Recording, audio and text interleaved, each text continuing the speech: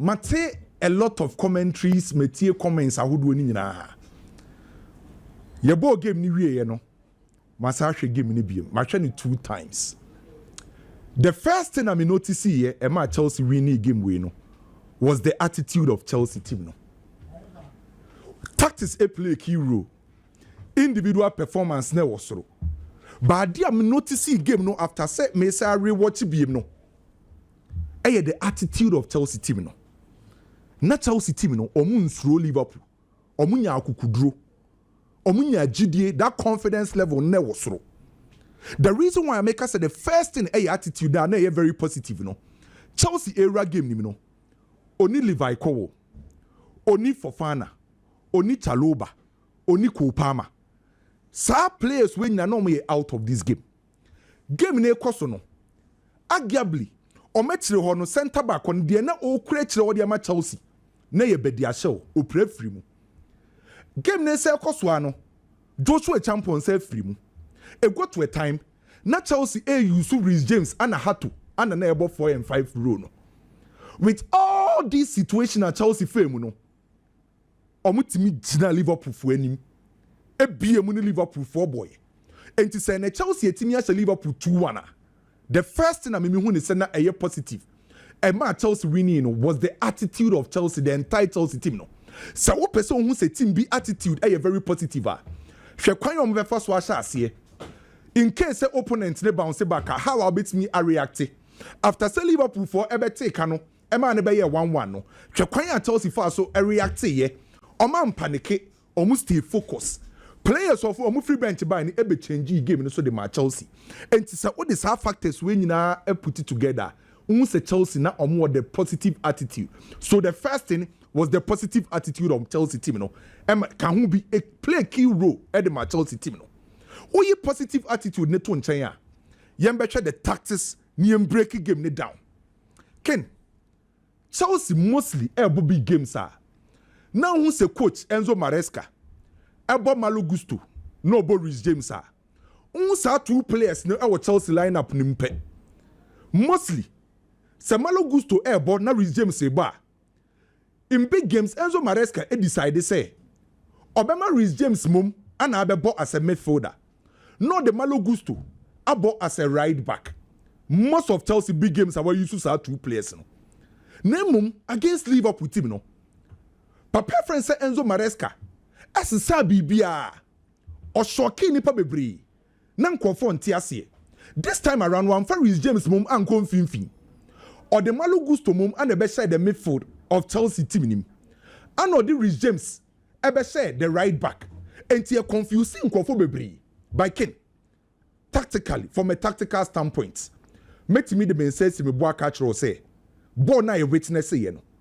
The role of Malo Gusto, a play key at the Chelsea. Sa o Malo Gusto amber right back or the nebe finfi hono. Sa role no e bri obi enu so by eno e changing nyoma bebre at the Chelsea bobo no. The coach ni decide so the Malo Gusto be ya say. Obema Malo Gusto aye runner e won finfi ho. Oma Enzo Fernandez enye runner. Oma Caicedo enye runner. By rather, obema Malo Gusto mum aye runner. Enti se Malo Gusto ejina mfimfin ona operate as a runner. Ono na be running in between the lines. No Malo Gusto no aboa ama Chelsea boboko no etimi drag Liverpool team no. No make sure so we creating space because clearly ushe game na anka mostly se Enzo Maresca si akampe. Eya no prefer se obenya numbers in the midfield. Enti either say obema ne right back and e Reece James sebebo no a join the midfield and also obema Kukureya or left back no abe join the midfield. But against Liverpool coach ni decide say majority of the minutes no on ma Kukureya on ma Reece James embe ka midfielders no ebe ye 3 midfielders ne nko ebe akoye Malo Gusto Caicedo and Enzo Fernandez against Liverpool for 3-man midfielder ombe use no enti say ye kwa 3 versus 3 won finfin ho a e kwan ba so na be ma Chelsea etimi anya space no betimi exploit Liverpool finfin ho a carry ball no enu ho adwuma ana ma Malo Gusto eye no enti se Malo Gusto operate as a runner na Chelsea use the 3rd man combination play e dey exploit Liverpool team no e ka ho bi ana ma team e friend say Chelsea enya mfimfin ho e dominate ye no so clearly Ken se Chelsea attack ya Chelsea shape ni nie anytime bi na Chelsea be game asibia no eya na obi anhwe the position of Joao Pedro. Anytime bi na Chelsea be attack no oma Joao Pedro ekose Van Dijk ana Konate mfimfin. And the duty of Joao Pedro ni say distract Konate ana Van Dijk piniomo make sure say time bia no ona wo be ha o madwen omo ntimi move nko manim. And anytime bi a Chelsea be build up no oma Joao Pedro in between Van Dijk and Konate. Now we use a branch defense Malo Gusto as a right midfielder. Now Enzo Fernandez as a left midfielder. No more appreciate coming. So Chelsea shape no was clear. By any time be a Chelsea shape no ebe Malo Gusto, Enzo Fernandez, Caicedo o mfimfiono. And what's the time be no Malo Gusto mum ana ye runner. No dragging a player along, no creating space. And the Chelsea first goal no mo say no. A classic and clear example of Chelsea first goal no.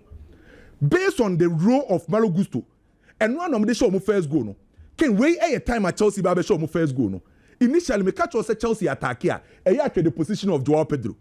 Before Chelsea by show goal no. Joao Pedro and a year in between Van Dijk and Konate. Opinion mo no distraction mo. Now Chelsea in Finfi on the bed ya show ne crabo. Caicedo ejina nechi. Enzo Fernandez and they operate as a left midfielder. A honor Gravenberch ejina ne so. The right midfield row Malo Gusto, a honest so McAllister agent and so at that moment problem be embaye. By a Hansi and a Malo Gusto role not a year important. Mama the next picture I had the king. After the Malo Gusto mum, Anna Rani Abanechi Ababaje born from Bedia show. Or Rani Ababaje born from Bedia show no. You won't say McAllister Edinechia or so close it down. So McAllister so Malo Gusto ne runs no. I drag McAllister to create a space for Chelsea to exploit that space. Oje bo na no ana connect Caicedo. O connect Caicedo no space na McAllister eje free ho no eho ana Caicedo this space no o de ball ne run e o de kwhyekin we a clear example. Enti Malo Gusto no ni role no o ye runner. Time be was all run now moving to channel. No way you Liverpool for me for about kwapie na create space. So Chelsea go na Caicedo kwhye no e Malo Gusto mum ana run e ana drag McAllister out of position. Creating space for Caicedo, ana Caicedo de boni kujinaya o shoot ye no. Way the Malo Gusto role, running using third man combination pass to create space and score. Chelsea the first goal. The role of Malo Gusto came. Now a very important to the match Chelsea winning this game. So clearly, tactically, se Chelsea crabo na plan was clear. And that role na Enzo Maresca use na no against a Liverpool team no. A clinical ye o take race. And so when your coach now take race, na sa race now take and a koye de mawa all the credit at the mama coach. And then I say what Chelsea ebo Liverpool no. Kwebo na Chelsea bono. Se Chelsea lose bo ne pe. And Kabeka so be to say Garnacho a left winger. But my Garnacho etimi beka strikers no Joao Pedro no as plate number 9. Omo mom the belly did the press. No a come man to man won finfi ho. Now for the Liverpool for me for the snake struggle to feed on attackers no. So with the ball, without the ball, Chelsea no me super substitution players on free bench by check the performance of Romeo Lavia. Romeo Lavia free bench by no obejin fin ho the calmness or allow other midfielders ne so bit my function very well and making sure so be a lot of ball distribution. Estivao free bench by no or there's some kind of energy by. Can you say Estivao go no? Chelsea 10 players na no me involved in that goal. And no you shoot 28 seconds and the shares are go no. 10 players our field this no obia ye involved e was go nim and no use 28 seconds and when the position anyhow or convert a game no Caicedo excellent Enzo Fernandez performance Reece James so you know ken ubusa media meme nkojina ba bia nkoka say ana slot anya de ana Liverpool team no Mohamed Salah yourself is there be me the credit ne dodo na be ma Chelsea bobuko no Chelsea team ne perform very well attitude tactically individual performance na Chelsea e was ro SN Liverpool team na omo deserve sa win no Oko Ramon Sanchez Peruana. Barcelona could lose 4-1 against Sevilla. To be honest, mena a game back when I'm say Barcelona back could win this game no. Bamba ni sa. Medi kind of credit Eddie Ama Sevilla bobuko no. Ken. Nan say Barcelona and da Sevilla so be brave. By a ball game ni we no, ana Sevilla head coach say was steady Barcelona team ne sa. No one say team say Barcelona and a team sa. Barcelona crabo no mo tata Barcelona. Bomo nkogu omo box ni mu defend throughout. enti no mo plan ye say anytime bia Barcelona beji ball ni bia no on betata Barcelona bo buku no ensa wo check Sevilla ball no mo boy na Sevilla for no ma Barcelona je ball na omo ye very aggressive. Barcelona against PSG, Luis Enrique decided say obeko man to man won finfin against Barcelona midfielders no Barca ntimi enya sa total central dominance no the same thing and hu ya against Sevilla o man midfielders no e man to man anom ye very aggressive and no ma Barcelona midfielders no e kwan e mo mu nkra ball ne nche and how I know mu beat Barcelona for a high line no so in a way all the credit e de be ma team e friend say Sevilla how o mo fa so si akan no by kin if it is a Hansi flick ebe fa Barcelona boboku no matcha Barcelona matches bebree by metima catch say we the worst Barcelona under Hansi flick ne first half performance first half no die bibia na Barcelona be bia na emfa the first 45 minutes na Barca lack intensity na Barca ntimi contain the pressure from Sevilla na Barcelona very sloppy with the ball omoje ball no mo lose ball ni bebree unusual with Barcelona say Okrabo no lose ball ni bebree na Barcelona recovery rate ni nye anytime bia Barcelona try some beko high line na easy say team my friend say Sevilla beat me beat you omo enti say wo check here the first 45 minutes Barcelona defense na disorganized Hansi Flick say okosroba forma obebo high line no on sesa no and anytime bia Barcelona bebo high line no ne right back ne left back na Gerard Martin and Kundi sa two players in Barcelona bebo high line na omo move inside emo beka center backs no no very close by say teams na shase target say ho no enti against Sevilla ye hu say Alexis Sanchez and Ruben Vargas exploit baby na Kundi and Abrante defense Gerard Martin ejina no because anytime be Kunde beji ball no oje ball na no lose ball no recovery na ye bad even on no pokra ne ko lose ball no ema Sevilla e ko share the second goal the same thing applies to Gerard Martin on so je ball na olusu possession bebree enti na ma omo right back left back na aye weak most especially the right side on say Barcelona no omo right side no they na operate as a right center back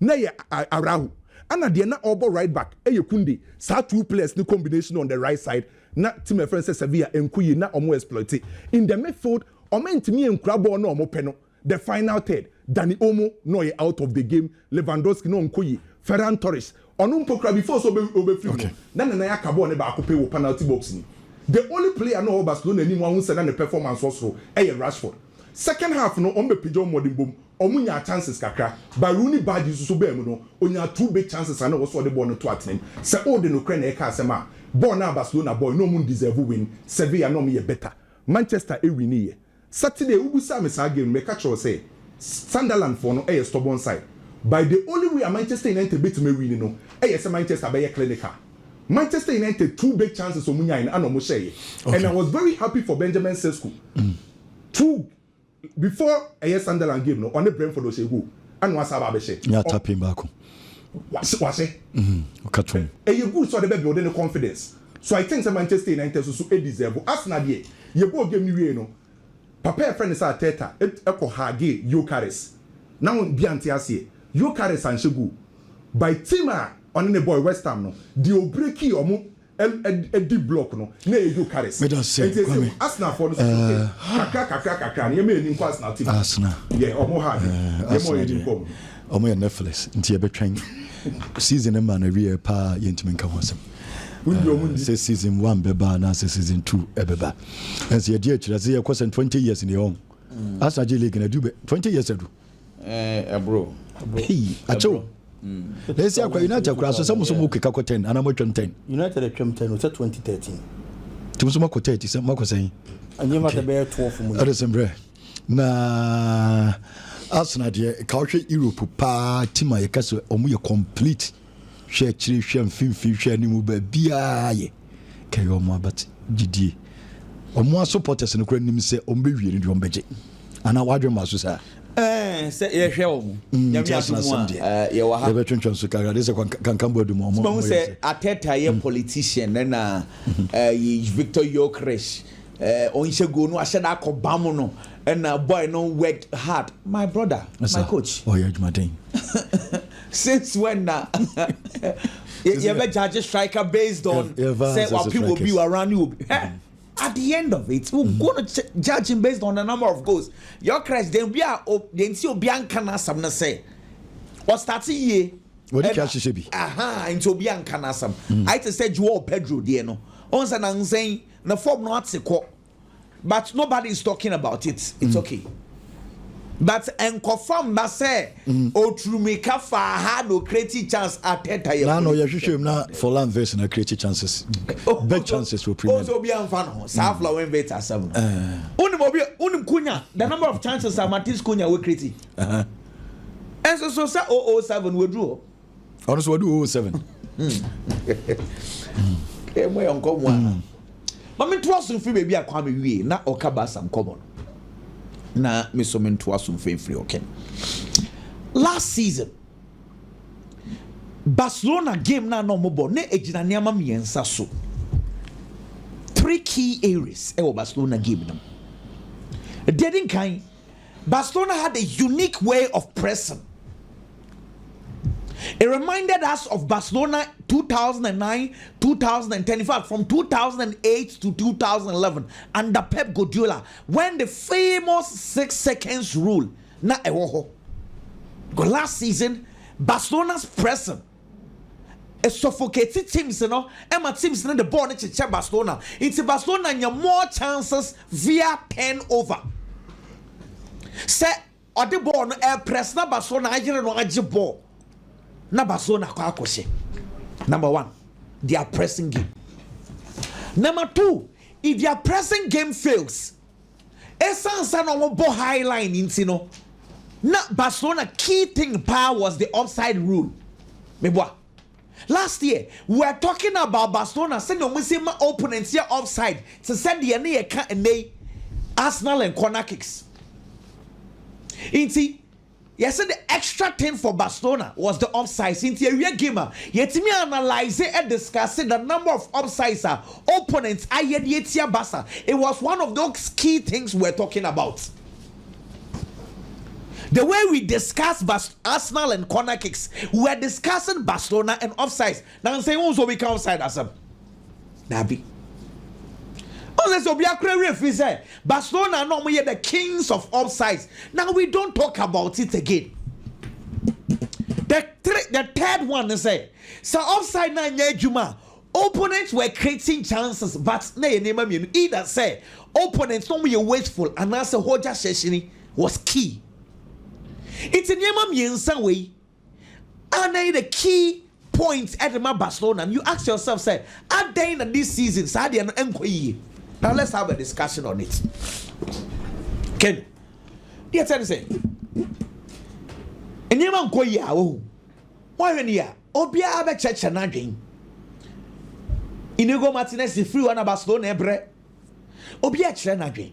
Listen, if today Inigo Martinez ewo na Barcelona bobo no mo bonwa nka mbecha bo Inigo Martinez. Inigo Martinez on your top center back. He was playing in a system no say, and he had a good communication skills into on a Pau Kubasi on a leady omo into offside trap bian or Casa boys nitie no munyina from one line. Last season the Enciana Barcelona offside ne F4 pane say Inigo Martinez, Pau Kubasi, Jules Koundé, Alejandro Baldi, sa 4 center backs consistently they played so many games. This season, and now we say Kubasi ni Ronaldo na ebo, ochina Eric Garcia na ebo, ochina Christiansen na ebo. There is no consistency even in the 2 center halves. How can you set up offsides? Communication in you. Barcelona born no more a system. Sa system be ye adwuma. Chese we fan there we into ekeka bom na ma system ni ye adwuma. Into one part enye adwuma it will not work. It is our offsides and the mepa mcho enye Inigo Martinez and come because offsides and come no. If last season any this season say Inigo Martinez ye bo CCA ne obo not no kwat na bench no for fra be bo on to me communicate ye. Dear Tosubio, press na Barcelona for key point pano this season. Bear 3-4 games in year and fire. And now Pau Kubasi a game. Normally the problem is say, oh, defense didn't go here. And I'll say the problem is not the defense. problem ni yenim wo Pau Kubasi yenum or say ball no omo defend ya it starts from the top enim wo for no omo press ye it is a one press here Barcelona high line no but opponents be passing ball easy now say teams ye share Barcelona no omo midfielders ni team ball ni bebre danger.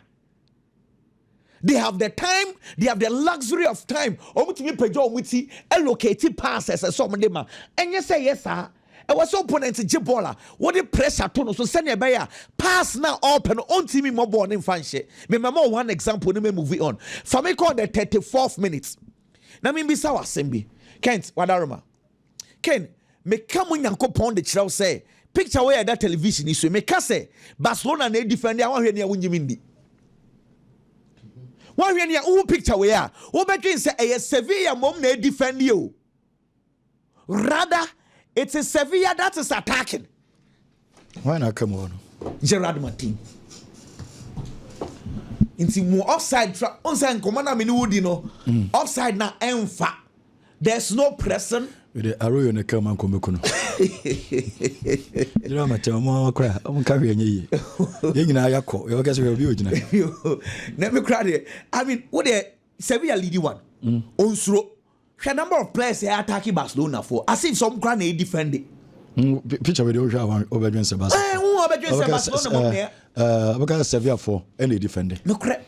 But Sevilla 4 more much white in the moment copy guache. Aha. Na your friend Orange for no. Orange for no.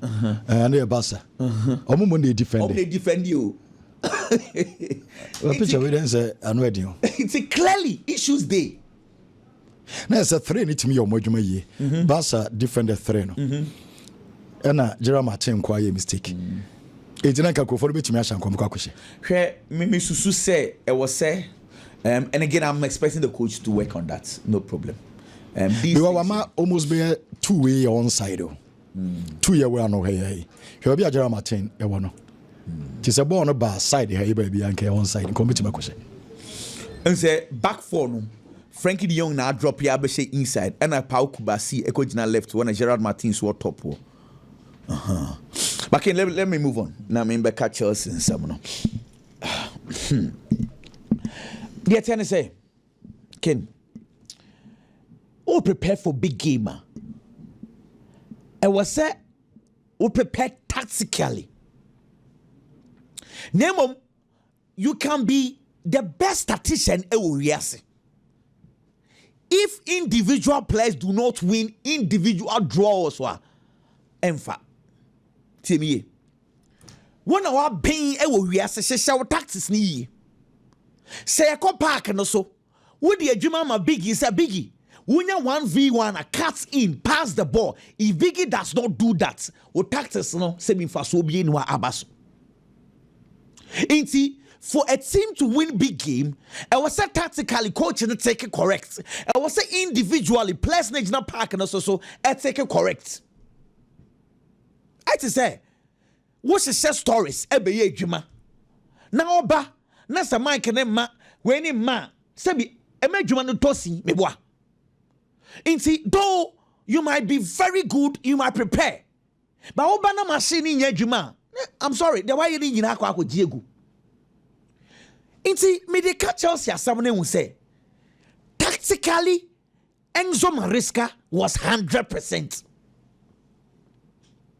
And individually, players no individual duels, omucha 100%. And now, if Chelsea had drawn, I would say Chelsea for now bobo atra ball na nese so mo bono. Mami ni wundi unkomo. Ken. Chelsea problem owo. We Enzo Maresca all prepare for this game. You have a team injuries bebre. Mean come the number of injuries because of time. Diatosubio, Chelsea are not scoring. When him say Chelsea are bought 10 games so far, him say 7 in the Premiership, or bought back against Lincoln, or bought Champions League mienu. So that gives around 10 games. Ken, when him Chelsea top scorer, I am Moises Caicedo and Enzo Fernandez, 2 defensive midfielders. Chelsea top scorer so I will league them. Moises Caicedo oye number 6. Enzo Fernandez oye number 8. Into any more for ni is a go. Into all prepare. One year you be careful, kakra. But I think, say, Mariska actually said tactically, when saw Liverpool, he wanted to dare them. Because Malo goes to there, with all due respect. Say, Oba inside, say Malo goes to, Ebo, na say Chelsea, I'm managing right back, no, I can't see in a back inside the crown, Obre. Inti say, yes, starting game now, the coach name Malo goes to, Albon Finfia, you might think, say, number 6. And now goes to boy now, boy, you know, he was operating more of a number 10. Because his job was to make sure so Oma McAllister Mobo Nibi. Because ideally, if you have a midfield three of Enzo Fernandez, Moises Caicedo, now the Malo goes to Kanwa, Okate when you Rebecca say Enzo will play as the number 10.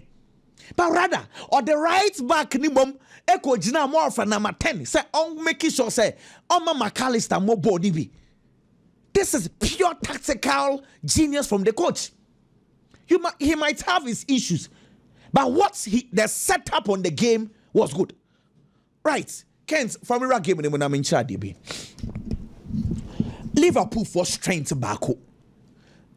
How they build up. Now, Chelsea for setup. Watch this. Garnacho operating from the left. But Liverpool for build up. Garnacho, Nejumane say, Obejina Konate, so Oma Konate Mobo Nibi. Na se Konate Garnacho fan and se Garnacho weja Conor Bradley ho. Because ideally senke yesha. And was said that Chelsea left wing Ghana nebe press Liverpool right back. It is a Garnacho ja ho no akọ press Konata meaning say Conor Bradley free. Now Conor Bradley there no watch television also. Marco Kurela is not doing 1v1. He's not doing man to man on him. He's only doing zonal. One man gap. The reason so one man gap and say Nechi Muhammad Salah. A horn so no enter me book coach na Barcelona say the Chelsea coach there say I'm daring Muhammad Salah. And all they be the actual Jinan in chain. So it was 1v1, man to man. Ideally, the entire message one when your coach bia ebesroni say Ken with all due respect. What the Salah mama the Ashela we message show. But individual duels, players and the Juma no was excellent and who are better shell. Wow. Wow. Wow. Tell me, say game no, you might prepare tactically, but individual duels, you know, so players and win a title because the Liverpool Chelsea game, it was a day. Say Chelsea decided to go man to man. So man to man on us when we need high individual duels now. We are dead. Tell me 1 minute, CB. Real Madrid need be a real. I saw one iconic picture. Can't think you been the mammy penalty nearby, and I mean one cast him. The Kylian Mbappe the penalty in a man Vinicius Junior so catch it. And so what you go to be brave. And now who say we are so mad about the boomful. Says they say Omamanya 6 penalties so far. Mad so many penalties, Papa. Hey, Mr. O. Omoyade. Last year, say the more to be penalty. Last year, Madrid for your penalties 19. Last year, Omoya 19. 14. They were league in them, Comunia 14. And is your money saying? Say almost 6 so far. Yabo by 7 matches. Where all competition. Okay. No, don't you ask how much you are, Chromo? Stadium where you Banabe, some catastrophe on my penalty. Almost say you try too much. So last year, when you're 19, you can imagine what I say. And this year, 6. See, the penalties, they will come. What I say, badi beba. But me, come on, me would say the last 3 years, Kylian Mbappe was 40 goals above. Every season, we are 40 goals above. Okay. Obiang Bonidi Mbata Balondo. Meaning say, see, Kylian Mbappe and Niswadi unso pesoje Balondo or pesoje Champions League. He will need the best of Vinicius Junior. He will need the best of Jude Bellingham. He will need the best of the players because no matter the individual performance, if the team collectively ain't will be beer. No. Mbappe can score 60 goals in position. It politically make Vinicius Junior play better. Because Vinny, the form, the bar, the bigger benefit is Kylian Mbappe. Not even him. Vinny to also the World Cup. and also so dear send na assessor na Brazil team Biggie and they Manchester United as why and the match Mr. Makobo match winning Mr. Manchester they mean person make Manchester same beam say team now winning. Oh yes, I said 2-0. I'm a keep a clean sheet. Sesco crash a goal. A bomb was for my idea. As a Sesco's Korean was. Oh, so by no being shed. Until Yamayadum now in your bished ya. At least one bomb home into my bomb was for my idea. But I'm name Manchester United for now, dear. Can remember them a call myself. Can Barcelona and Sevilla game now? There were a lot of shortfalls in the Barcelona team, honestly speaking. But I feel say the biggest thing affecting the Barcelona performance now can injuries. We can't take that out. Obi betimi aka say team be players pra. Okay. That is very true. And enunti ne mo akwanya say obeto players bebre. Say dey be ya obi pra. Obetimi di bi ahyem. But me no mienu be giatum. Say mpain bebre no. Untimi fast spare time into total na hyem dada ne ho. There be. Ono de oba ba behwe so. E de akofie keke nti take me home. Na papa ni wia anase yeyi a na obaba beto aso de free orum. Let's look at the Barcelona team, a boy and ra. A team, the last game Barcelona played, Ken, Omuni Shekrampo, they had Malo on the bench. Time and Barcelona da form Kabakono. And a coach in the Pensasaye. Obey you be an instant impact. Ebeba game ni mama Barcelona na near Masasano. Or two and share bench. He saw a certain Lamine Yamal only 100% fit. But Lamine Yamal to me more 10 minutes of good football crampona. I thought it to me a difference maker. Edema team be a womb. And oh ye change. And a Lamine Yamal bemo.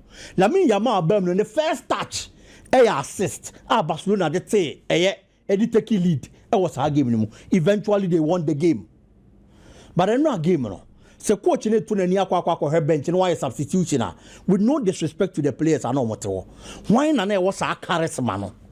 Out the Beba Park and so the Ababe Savage situation no and the Barcelona. There was nobody. Last season your ball Lamine Yamal that is true. But compare numbers. Barcelona best player na Rafinha. This time around, Rafinha is available. Look at the numbers in the performance for Barcelona. Eti yebetimi aka bibia o Barcelona team ni mu no krami ni obi abeya 100%. But yentimi ni injuries emfamfim. That is number 1. Ken number 2. Barcelona players no emu fadodo na they are becoming lazy. Barcelona situation no woman, the Chelsea were the same situation. But what is the difference between the two? Players normally available match Chelsea no stand to the tester or executive plan of the coach. What about the other players on their part of Barcelona? They are not doing it.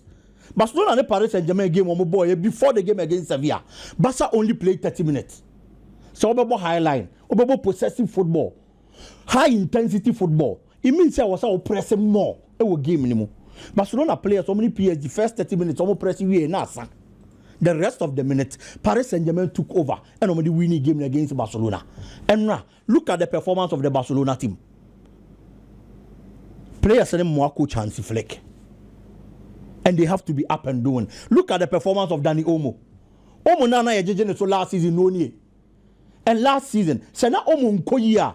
Coach ni be change e de Femi Lopez abem. Then Olmo turn 61 million. So what? I feel about to be 7 million. A cow. And then return cry. Then Olmo a cow. So by last season, what to be 7. Another Femi Lopez and I thought it was 10 million. 10 sa.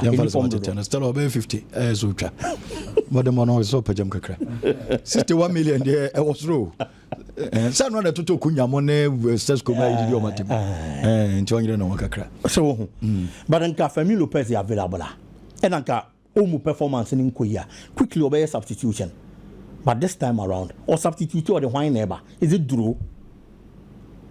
It's your the laziness of certain players in the Barcelona squad. Any injuries, it affected the performance of Barcelona. Ken, moving on. Harry Kane. Say a one and so in a Ballon d'Or Belgium. On prioritizing living by Munich. Oh, Simon. Yes. Baby, I was channel. And man depend who. I am saying this because now Harry Kane see a Tottenham. At the end of Bayern, he was doing it at Tottenham. o she go say o Premier League nim playing for Tottenham in the league. But you be both season ni be wie no obetimi agent the top scorer. You be the highest scorers in the Premier League. Na Harry Kane din wom. He decided say why ye say so ye bia wa Tottenham awie. He's going to need a bigger club. A bigger club no ko Bayern Munich. Should the rate at which a man for bo Kylian Mbappe din. Should the rate at which a man for bo Erling Braut Haaland din. But Omumi will be one more goals against Harry Kane this season. And looking at the number of matches on Mabo, Kylian Mbappe won 9 goals. About 8 matches. Haaland won 9 goals. About 7 matches. Harry Kane in home common has played 6 matches or 11 goals in the Bundesliga with 3 assists. But we not the needed mention, we not the needed hype just because he's playing for Bayern Munich in the Bundesliga. The only idea between me about Harry Kane, so between me a Ballon d'Or. I say Bayern Munich be Champions League, and I say probably England be World Cup. That is why I'm saying say when any so person get Ballon d'Or, dia. I was so prioritizing living Bayern Munich bobo. We all Barca and conscious goals in chain Bayern. Looking at how they play, any chances for Mukiti. So only Gina Barca anymore. Obesha more pa. Obesha chain Bayern or Bayern CCA. Possible. Because only go to shadow. Yes. All round player when you born when you BBI. So, but it didn't your money, sir, just because of Bayern Munich. But at the end of the Bayern, no, it is not as if the Bundesliga now full because no, you England. But Lewandowski, the AJ, or the AJ FIFA best, or no, so the AJ FIFA best, so this Germany, why? Of course. But Ken, we've seen players in the Bundesliga. The Omo no almost say Fata Ballon d'Or, Yambo Mudino. We shouldn't forget about Frank Ribery. The performance in 2013, no, this is Fata see the Ballon d'Or, man. But we are saying no to me just because of where he was playing, not because he was a bad player. And it's that make us a pen. Kane numbers no they man there. Say the priority and it's all budget the Ballon d'Or there. I was say o make sure. So be free Bayern Munich bobo him. I am not saying Bayern is a bad club there, but because play and efforts, and your match recognized just because of baby Awusi Akan. We need myself Manchester United, but my sorry. And can make catch Chelsea as a make to be. Faka Man United, why? Manchester United, they can. Adia me train say Amorim best matches at Wasu. So last time I catch was since 2024 May, 2023-2024 season. Manchester United and winning 2 consecutive matches in the Premier League. Through the whole of last season, 2024-2025, yeah, we need Premier League matches me no and twaso. And this season the Binyan here. Two train. Intimate transfer Manchester United by winning consecutive Premier League games. Omo ya no ni wie dia. Mesha Siaka coach Amorim and Manchester United as but until then there be my Chelsea team na baso. Okay. And one player surprised me powers by their show. Yeah. Can come did this season. But they are still before the game against Liverpool, no about 1 match playing the Premier League in a match out. A player only be more. At a point, he looked more or less like an outcast. At a Chelsea team, Chelsea started season, no. Trevor Chalobah, Levi Cowell Baba Bipra. Ye the toast in Adarabio, a partner Chalobah. Nini Muno, ye more you kwada Josh Champo Munina Babe Kanwa. Nobody a shell and Kahon. But getting the opportunity against Liverpool, to me, he was Chelsea's best player. Look at how he was playing. Everything about the Chelsea team changed. The defensive organization and everything.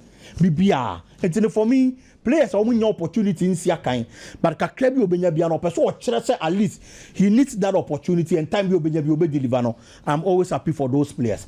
Mebona Baso and Enzo Maresca, so said and everything was on point. Especially those second half changes for the Chelsea front 3 free mono. As a sound BBR the dynamics of the game they by Chelsea. Kudos to them. They deserve the 3 points, Ken. Messiah about Sonaya Babe, second batch of your stories, But the lucky